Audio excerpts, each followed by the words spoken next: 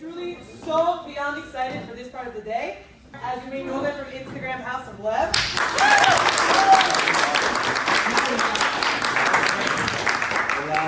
How's everybody doing? Okay, that was good. That was good. Let's do it one more time. How's everybody doing? Listen, we like the energy, we like the vibe. You got to give it to us, right? So we're very honored to be here. As she said, we have a lot of time, so we have a lot to share. We're going to try to pack in as much as we can in 20 minutes. I don't know how we're going to do it. Our whole conversion and journey in 20 minutes. Yeah. And then afterwards, I'm going to take the fellas and we're going to dance for a little bit, right? If you're cool with that. And then my wife, she's going to go talk about Znut and modesty and how beautiful it is. Okay, cool. So we are the Hart family. I know so Kiva Nachman is like my second name. Our family name, our last name is Harts. So that's where the House of Lev comes from. And so House of Lev, that's what we go by on the internet. And I guess what is it about? Because I know not everybody's on the internet. Some people don't know the story. And I guess if I can just maybe brief it for just a quick second. We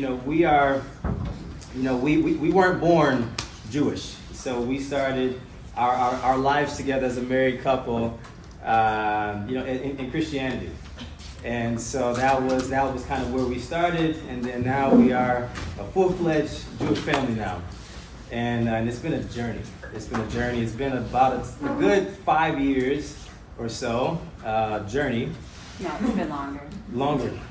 Okay, it's been longer. But it feels like a lifetime though.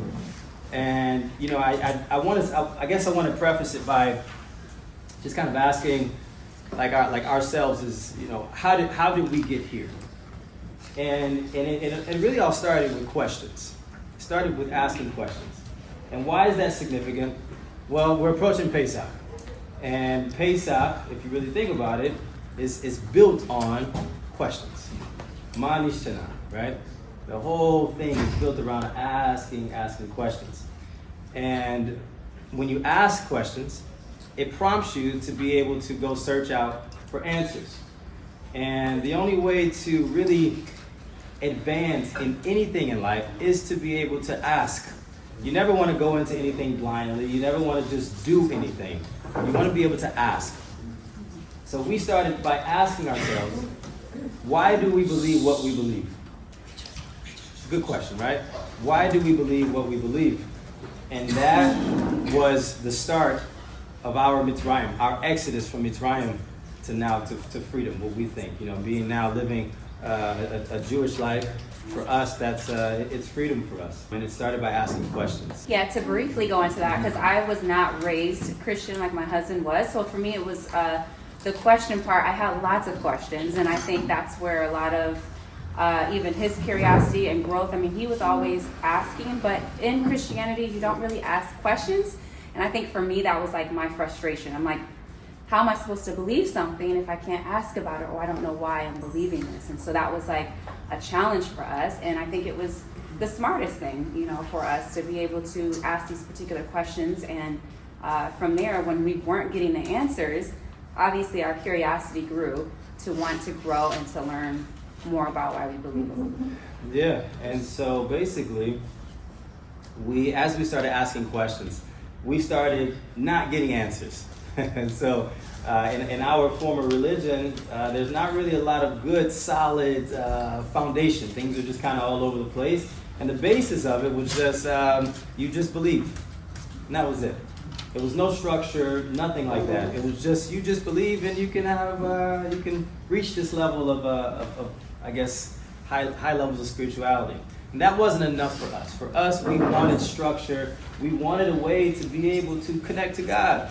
That's what we were ultimately looking for, is how do I connect to this God? For me, I grew up as a Christian. So spirituality was something that was kind of embedded within me. Yeah, I didn't grow up, like I just said, I didn't grow up with that spirituality of I guess, being in a church in particular. But my mom, I did see her pray every single day. And I think that is something that stood out to me. And there was obviously curiosity there, but it was not this understanding of, okay, who is God, and like, why do I believe all this? Obviously, I believe there was a higher power and there was a God, but like he said, it wasn't until I met my husband that I went down the whole Christianity route. Yeah. And so we started searching, and we came across, you know, 2014, it was like when we started like really asking questions and then like searching and digging deeper for our belief system of why we believed it. Yeah. And so in that, you know, you go, one of the first rabbis that you meet on that journey is Rabbi Google, right? You meet Rabbi Google, and you start asking a whole bunch of questions of Rabbi Google, you know?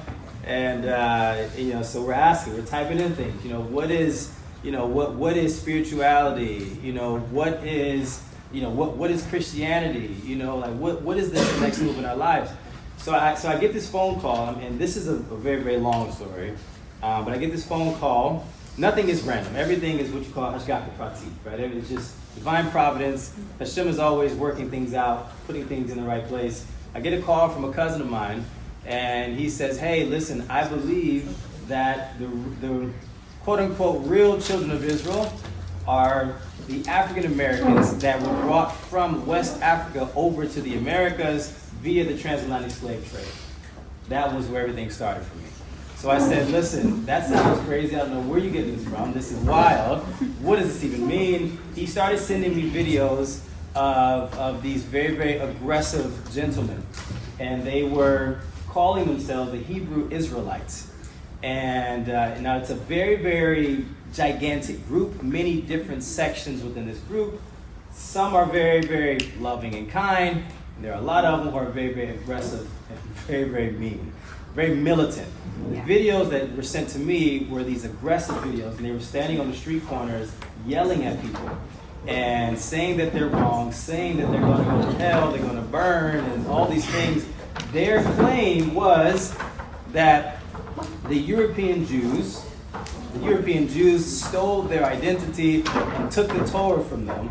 And so now they're on this whole mission to go reclaim it again. And so everybody that does not look like them is basically a devil. Right? Wild story, right? Now I can unpack that, but that'll take another situation. Right? But that's where it started for me. It started for me right there. And I took some of that information, we started researching, what is this emphasis on the Torah? That was what we were like, really, like, okay, what is this? What is Torah? What does that mean? And that's when like a lot of our curiosity, I mean, a lot of what the Hebrew Israelites, what they were doing, we just didn't resonate. Like I didn't feel Hashem in that. I was like, this can't be right. So that wasn't even like a period of like, oh, we're going down that route. It was just the curiosity of what they took, some of the concepts, and we were like, okay, this is kind of interesting. Let's dive a little deeper. Yeah. And so what did we do? Again, I talked about the basis of everything is being able to ask questions. I said, okay, what does all of this mean? What is the Torah? What is Judaism? So what we did was we said, you know what, let's start researching the people that they don't like. And that was Orthodox Jews. That was Jews, right? That was all of you guys, right? It was the Jewish people. For some reason, they don't like the Jewish people. They feel that the Jewish people stole something from them, right? So we looked up. We were researching. Okay, who are the Jewish people? We had no idea. We would hear certain things here and there, and so this whole world opened up. Judaism, this Torah, it just opened up and said, "Wow, it's beautiful.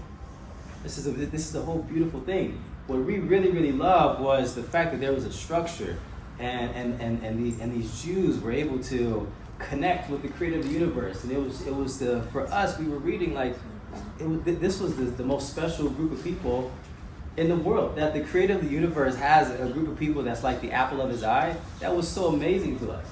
It was the most amazing thing. And so then for us, we started researching more. What is this thing called Shabbat? What is this thing called kosher? And all these different things. And our minds were blown, especially when we found out that there was a whole day where people didn't do work and they relaxed and spent time with their family and they prayed and just had a chill day. That was amazing to us. It was so beautiful. Yeah. And so obviously with the whole like the Hebrew Israelites, so that we were curious. We were like, okay, is there other Jewish people that look like us? Right. Is there Orthodox Jews that look like us? And so of course, Rabbi Google, here we are. Black Orthodox Jews, and guess who comes up? Nissan Black. Exactly. So here's Nissan Black, and we're like, okay, so we got to hear his story and just to hear about his family and then conversion. We had no idea you can even convert to Judaism. Right. So that was like a whole other thing. And once we discovered Nissan Black and his family and their story, we were like, oh, we're doing this. Like, we're converting. Like, we wanted to keep Shabbat. And so at that point, we were actually like kind of living as Noahites, you know, the Noahide laws. And we were just basically like, okay, well, we can actually keep Shabbat and convert and go all the way. And the beautiful thing, a lot of people ask, our son is here. And we're just so proud of our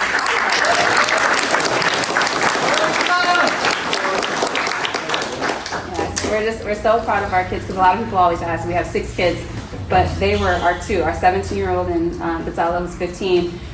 Everybody's always asking. They're like, did they really want this for themselves? And we're like, of course. The Beit Din wouldn't even, you know, they wouldn't have converted us if they didn't want it. So, but we're really proud of them because they wanted this. And I think the biggest thing that we made sure is our kids is that they asked questions. Yeah. We didn't just tell them we're doing this. It's asking questions, educating them. Seeing did they want to go on this journey for themselves. Even in Christianity, they were always like curious as well with stuff. They will ask us questions and we'll go, I can't answer that. And they're like, okay. So with Judaism, when there was questions that they had and they started seeing that we can actually answer a lot of their questions, they're like, this makes sense. And we're like, exactly. Like, so just to see, you know, their growth and their journey to go from one way of life into this and to see how beautiful that transition and who they are today, it's amazing. I'm so proud of them. We actually made Aliyah because of our 2 older kids. So, you know, our daughter, who's a junior now, and he's in his 10th grade year, the fact in the middle of high school they wanted to make Aliyah, I think is like so inspiring and just mind-blowing, and we're so proud of them. Very, very proud. Yeah, very proud. You know, so I guess kind of to get ready to wrap it up, how many minutes we have? 5. We think like 2 or 3 questions. Okay. So, so we went through a conversion process. That process was about 2.5 years long. It was amazing. We learned a lot. It was a lot of studying, a lot of learning, and we finished. We finished in November of 2023, and immediately we knew that we said, okay, we need to move to Israel. We need to move to Israel also, and we did it. So we knew that once our process was over, we started making plans, you know, to make it happen. The first organization that we even thought about was Nefesh B'Nefesh, and we're forever grateful for Nefesh B'Nefesh. I don't know how people can make Aliyah without them, and you know, Nefesh B'Nefesh is doing something monumental to be able to help the Jewish people from all over the world get back to Eretz HaKodesh. Right, and I think it's beautiful because everything again is hashgacha pratit, right? The name of this room is Geula, right? And so one of the major things that I believe that Nefesh B'Nefesh is doing is ushering in Geula 100% by bringing everybody back to the land of Israel. And we're so grateful. Again, the story continues. Maybe we have to come back and do a whole nother thing. Obviously, there's a lot of missing pieces and parts. There's a lot of missing parts, right? But the journey, we're so happy. We're so happy to be reconnected back to our people. We believe that our souls were always Jewish, but Hashem just decided to put us in a non-Jewish family for whatever reason, right? For whatever reason, and to be able to reignite that spark again and to make our way back to reconnect to all of you guys. Yeah. And so I've always done this, so that Jewishness, it's always been in me. Right. So we'll, if it's okay, we'll do a couple questions and then we'll switch it off. Cool. How is your fellow so cool? How is he so cool? It's his hat. Yeah. Also when he's not wearing it. That's very true. Yeah, the hat doesn't define my son. Right. Do you have family support, like parents and your cousin? What was that? Yeah, it's a funny story. His cousin didn't even like further go into like Judaism or anything. He didn't convert or look into it even more. We do have some supportive family, but like a lot of our immediate family is not that supportive. So his brother is the best. So his brother, his grandmother, they're amazing. Yeah, a lot. We've lost a lot of family members. Yeah. You know, and a lot of people disowned us and decided not to continue our relationship anymore. It's very hard. Yeah. It's very, very hard. I would say it's even harder for our kids because it's like they, holidays like this, Pesach, where everybody's coming together and Seder's and this, and they're like, we don't have that. But we always have to keep in mind and letting them know, like, we're starting that tree.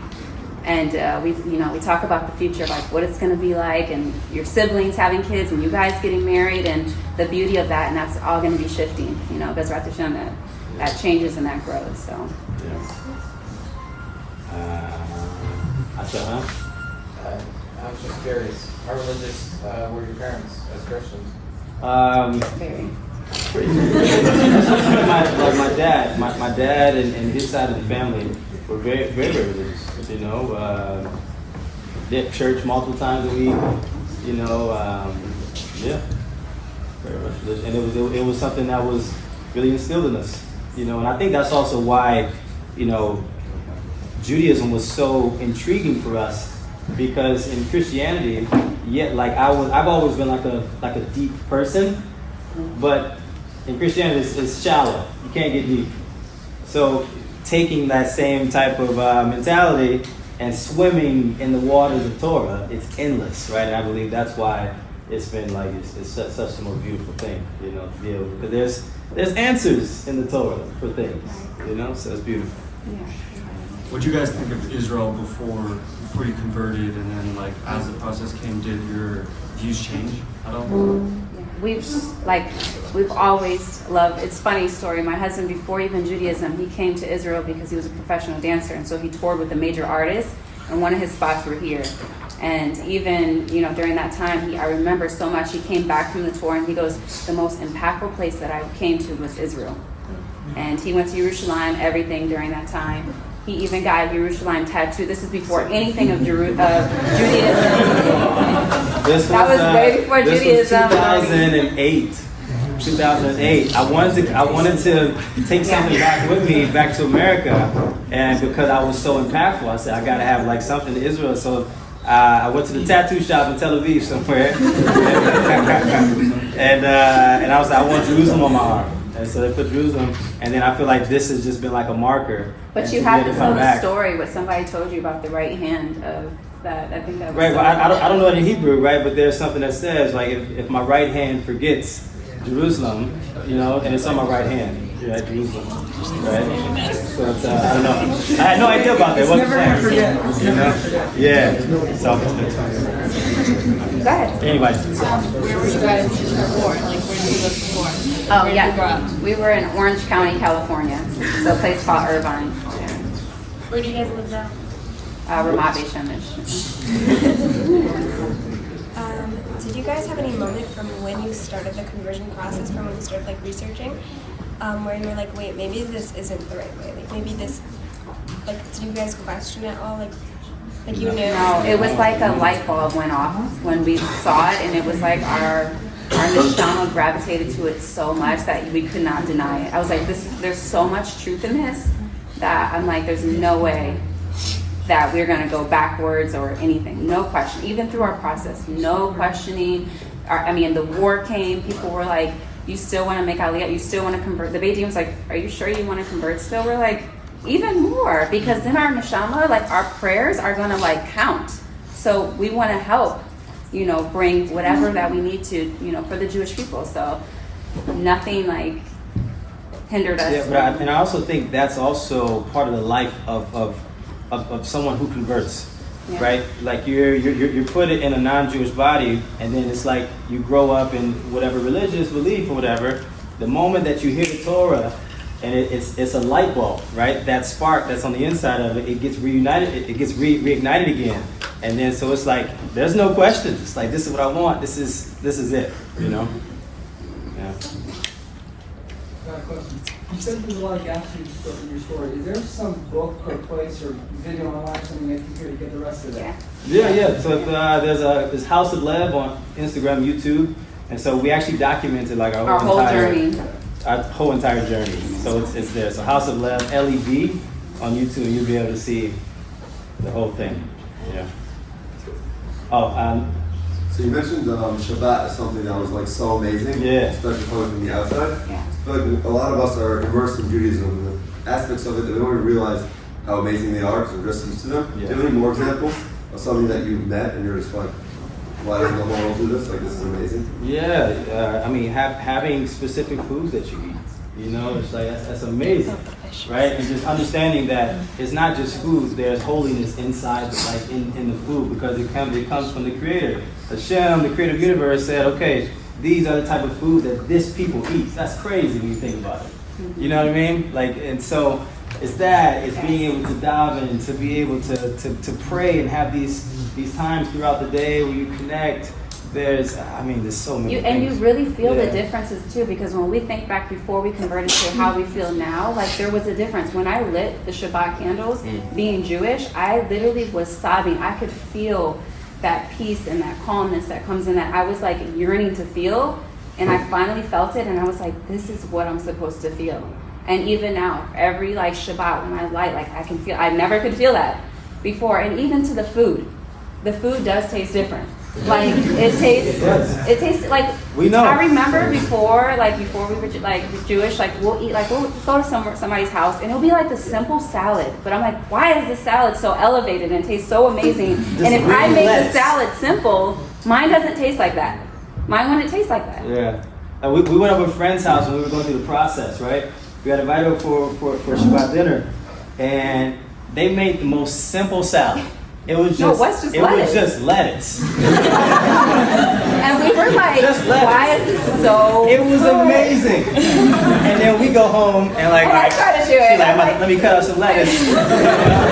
And we eat it and it's like, this is lettuce. You know? It's even a difference from a Jew making it versus a non-Jew making it even for you. Like it's like, I don't know. Yeah. Do you guys have a favorite food now? A favorite her challah. Yeah.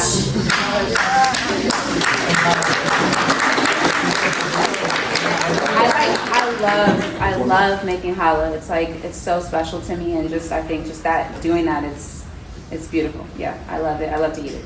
In the back. How did you guys decide to document your journey? Good question. She asked why did we decide to document our journey? So at the beginning of our journey, we were searching, right? Remember we going on Google, we end up, connecting with a lot of different people and asking questions, but it was important for us to be able to have some type of community or people to reach out to be able to ask questions. It was a new journey, it was brand new for us. And there were no families, no like full families online, a husband and wife online that we could really, really connect with and to be able to ask questions. And so at that time, there were maybe one or two, but there was no couples that were documenting their journey, or even people who were just born Jewish. Like there was a few, but nobody who like converted documented as a couple. Right. And so we were like, let's do this. And even to the point, like, because we hesitated to do, I don't know if you guys know Moses and Zipporah, heard of Moses and Zipporah? So they, Zipporah had reached out to us, and she like thought we were like Jewish already, and she was like, and so we ended up telling her, like, we're going through the conversion process, and she goes, wait a minute, you guys are going through, she's like, why aren't you documenting that? She's like, why aren't you sharing that now? And we were hesitant because we didn't know what the Beit Din was gonna think. It's very sensitive while you're going through that process. You just don't want to mess things up. And so then we ended up sharing that with our rabbi, and then the Beit Din, they loved it. We were doing like TikToks for Aish, and they were so curious. They're like, so how long does it take you to do those videos? And we're sitting here, we're like, okay, they're happy with it. So it was cool. So we got to continue to just keep doing that, and that's what made us just move forward with it. I know you mentioned that you're very connected to Rabbi Nachman. Is there a certain Torah that you connect to more? Wow. Yeah. So Rabbi Nachman, his teaching has totally changed my life. So I was so grateful to find his teachings at the very beginning. When we were still learning about Judaism. And what I really love about Rabbi Nachman was he was able to take these gigantic, beautiful, lofty concepts but to bring it down to earth and to make it very, very easy to understand, you know. And it was like he has this way to be able to connect to anybody, no matter what level they're holding. And I think maybe my favorite thing is Hitbodedut. My favorite teaching is just, you know, the concept of being able to take time to seclude yourself to talk to God, right? And it's the most incredible thing, right? And that practice has totally transformed my life. It transformed my life on every single level. I'll tell you this, I seen another room called Bitachon, right? And I love that, by the way. There's another room, Amuna, that's her other name, Amuna. So, all of that came was amazing, I love it. So I'll tell you this, when it comes to trust and reliance on Hashem, how can you trust someone that you don't know? You can't. How can you trust somebody that you don't know? If me and my wife don't trust each other, we have no relationship, right? Same thing with Hashem. If we never talk, if we never spend any time with Hashem, how can we grow together? How can we build a relationship, right? And that's what Hitbodedut did for me. It allowed me to really build a deep relationship with the creator of the universe. And that gave me so much trust. And it's easy. The more that I talk to God, the easier it is for me to rely on him. Because I trust him. Right? So that's what many more lessons too. Right?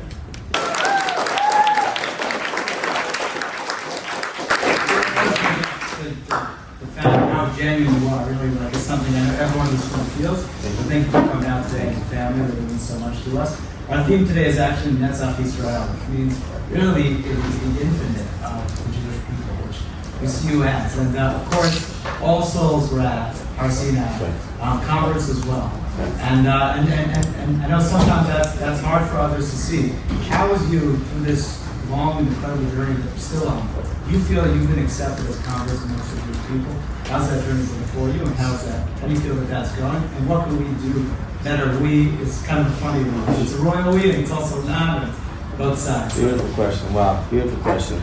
Amazing question. You know, I think for us, we were so blessed because we had lots of love. Like we feel that we were fully accepted, you know, just from day one. And you know, just with the love, the support, and even, you know, back even in America, you know, our community that we went through our process in, you know, it was just the best community we could have started in for our family. You know, nobody ever questioned us. Nobody ever drilled us about our background. Nobody asked us if, you know, are you Jewish or that whole thing. They just accepted us, you know, and it was beautiful. And I would say, you know, that's been, you know, the whole thing of the entire journey. You know, for us, we've also developed the mindset of this: we're not converts. We converted to Judaism that made us Jewish, right? And so, you know, that was something that really, really helped us, because a lot of people that go through a conversion, a lot of times they struggle so much more. First of all, the journey is not easy. It's a very, very tough journey to convert on multiple different levels. But one of the mistakes I think that, you know, that they make are hanging on to the title that I am a convert. And what that does, right, yes, you converted, of course, right? But what that does, I believe, psychologically, it separates you. It creates a separation from who you are, right? Chazal teaches that the moment that you know that somebody converts, he's 100% Jew. There's no difference, right? He's 100% Jew. And so people that hold on to the idea that I'm a convert, it separates them and it stops them from being able to fully connect and latch on to their identity, to their identity and to their heritage and to all you beautiful people, right? And I believe like that's what we need. We just need more of, first of all, people that go through the process to really understand that, and also for people who are maybe born Jewish and you've grown up with this to also understand that as well. That when you see people that come from the other side, right? They're no different than you. They're no different than you, right? And the support, right? Support them, help them understand that the journey is not easy at all. Some of them may not have any community, no family, no nothing, right? So it's important to continue to embrace them and to love them, you know, as your own people. And that's what made us so happy and so grateful on this journey, because we had people who really understood, and they accepted us as somebody that's the same as them.